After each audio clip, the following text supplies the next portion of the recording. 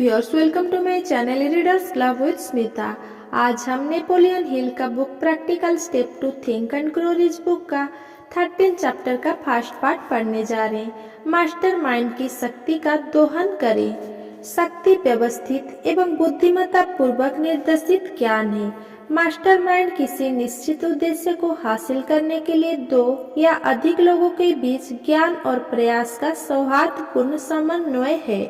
Mastermind के अलावा किसी दूसरे सिद्धांत से भारी शक्ति इकट्ठी नहीं की जा सकती। लोग उन लोगों की प्रकृति और आदतें और विचार की शक्ति ग्रहण करते हैं जिनके साथ वे सहानुभूति और सौहार्द के भाव से में उठते बैठते हैं। तो चलिए, शक्ति व्यवस्थित और बुद्धिमत्ता पूर्वक निर्देशित ज्ञान है। यहाँ शक्ति का अर्थ व्यवस्थित प्रयास से है जिससे इंसान इच्छा को इसके धन रूपी समतुल्य में रूपांतरित करने की क्षमता हासिल करता है।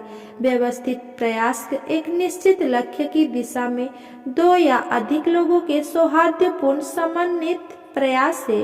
मास्टरमाइंड सामूहिक प्रज्ञा है जो योजना बनाती है और योजना पर अमल करने में प्रयास को व्यवस्थित करती है। यह वो लेंस है जो प्रकाश को काफी कुछ वैसे ही केंद्रित करती है जैसे आवर्धक लेंस का इस्तेमाल गहन गर्मी उत्पन्न करने के लिए सूर्य की किरणों को केंद्रित करने के लिए किया जा सकता है। इच्छाएं निष्क्रिय होती है जब तक कि उन्हें कर्म में बदलने के लिए पर्याप्त शक्ति ना हो। योजनाएं वो शक्ति प्रदान करती है। मास्टरमाइंड योजनाएं प्रदान करता है। यह अध्याय बताएगा कि किस तरह कोई व्यक्ति मास्टरमाइंड के जरिए शक्ति हासिल कर सकता है और इसे लागू कर सकता है। शक्ति धन के संग्रह और इसे कायम रखने के लिए आवश्यक है। ज्ञान के स्रोतों को पहचानना। यदि शक्ति व्यवस्थित ज्ञान है तो शक्ति हासिल करने में ज्ञान हासिल करना शामिल है जो निम्न स्रोतों के जरिए उपलब्ध है। एक, असीम प्रज्ञा। ज्ञान के इस स्रोतों का दोहन सृजनात्मक कल्पना के जरिए किया जा सकता है जैसा कि अध्याय 6 में बताया गया है। 2, सामान्य ज्ञान। पूरी मानव जाति का संचित अनुभव या उसका कोई हिस्सा जिसे सुव्यवस्थित और दर्ज किया गया है किसी भी अच्छी सार्वजनिक लाइब्रेरी में और इंटरनेट पर मिल सकता है। इस संचित अनुभव का अहम हिस्सा सार्वजनिक स्कूलों और कॉलेजों में पढ़ाया जाता है। यहाँ इसे श्रेणीबद्ध और व्यवस्थित किया गया है। 3, विशेषज्ञता पूर्ण ज्ञान। सामान्यीकृत ज्ञान जो किसी काम को करने, किसी लक्ष्य को हासिल करने या किसी प्रोडक्ट को बनाने के लिए व्यवस्थित और लागू किया जाता है। आप खुद विशेषज्ञता पूर्ण ज्ञान विकसित कर सकते हैं या ऐसे ज्ञान वाले व्यक्ति को नौकरी पर रख सकते हैं, उसके साथ साझेदारी कर सकते हैं या इसके लिए लेन देन कर सकते हैं जैसा कदम 15 में बताया गया है। 4, प्रयोग और शोध।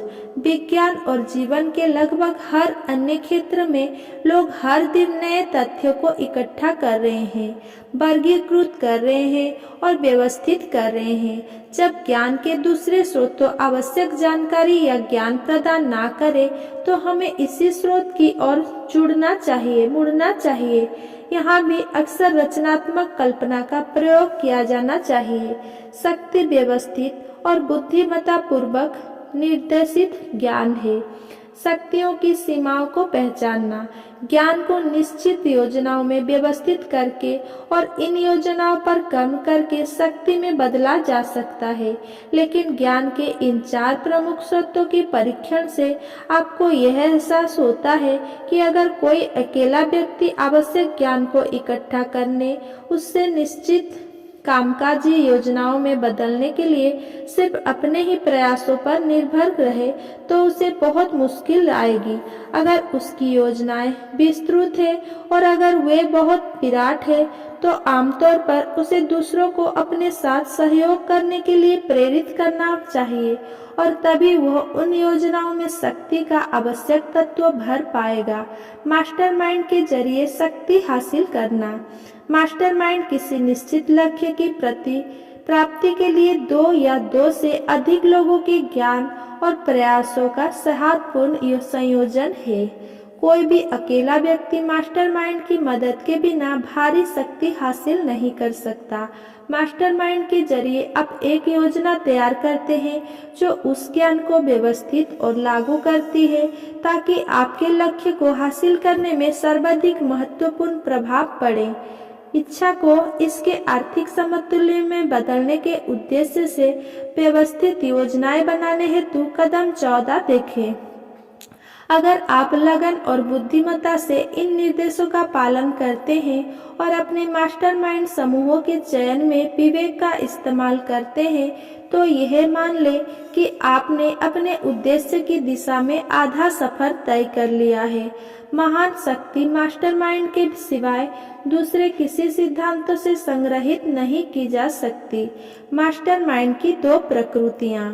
शक्ति की उन अमूर्त संभावनाओं को अच्छी तरह से समझना आवश्यक है जो सही ढंग से चुने गए मास्टरमाइंड समूहों के जरिए आपको मिल सकती है। इसीलिए हम यहाँ पर मास्टरमाइंड सिद्धांतों के 2 लक्षण स्पष्ट करेंगे। आर्थिक लाभ उन लोगों द्वारा उत्पन्न किया जा सकते हैं जो खुद को ऐसे लोगों के समूहों की सलाह, परामर्श और व्यक्तिगत सहयोग से घिरे रखते हैं, जो दिल से उनकी मदद करना चाहते हैं और ऐसा पूर्ण सद्भाव से करते हैं। सहयोगपूर्ण संबंध का यह रूप लगभग हर भारी दौलत की बुनियाद रहा है।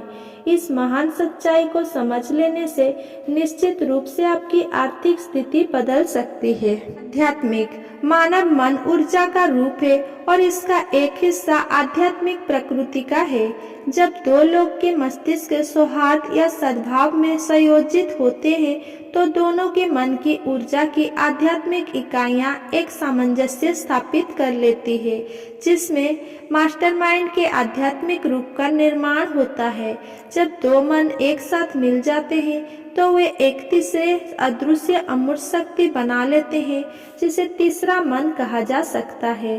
कार्नेगी के मास्टरमाइंड समूह में स्टॉप के लगभग 50 लोग थे जिन्हें उन्होंने अपने चारों तरफ इकट्ठा किया था। उनका निश्चित लक्ष्य स्टील बनाना और बेचना था। उन्होंने अपनी पूरी दौलत का श्रेय मास्टरमाइंड द्वारा हासिल शक्ति को दिया था। अगर मेरा ये वीडियो आपको पसंद आया हो तो मेरा वीडियो को लाइक, कमेंट, शेयर करें एंड मेरा चैनल को सब्सक्राइब करें।